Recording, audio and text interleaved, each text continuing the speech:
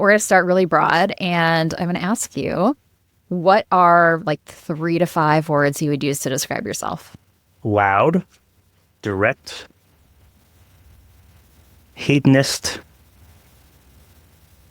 curious, grateful. Tell me a little bit about what it means to you to be a hedonist. Not many people would use that word to describe themselves. I like having fun, it's funny because that word actually first came to me in a TV show many years ago when someone's like, has anyone ever described you as hedonic? And I'm like, what does that $4 word mean? And it's like, oh, completely joyless. I'm like, okay, so what's the opposite? Hedonist.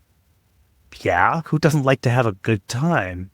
Who doesn't enjoy things that make them happy? I'm like, oh, wait, I know plenty of people who are that way, And I think that the word became particularly kind of part of my vocabulary when I was in business school.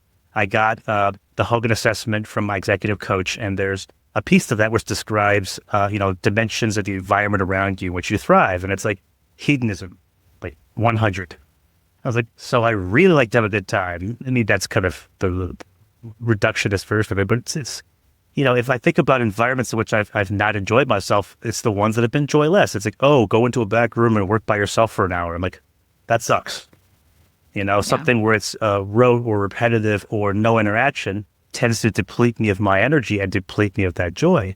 It's probably why in every environment I typically get into, I typically start by saying, hey, can I bring joy to someone today? Can I invite someone out for a meal? Can I be the host for a happy hour or for an event? And if the environment lets me do that, then I'm typically a much better person to be around.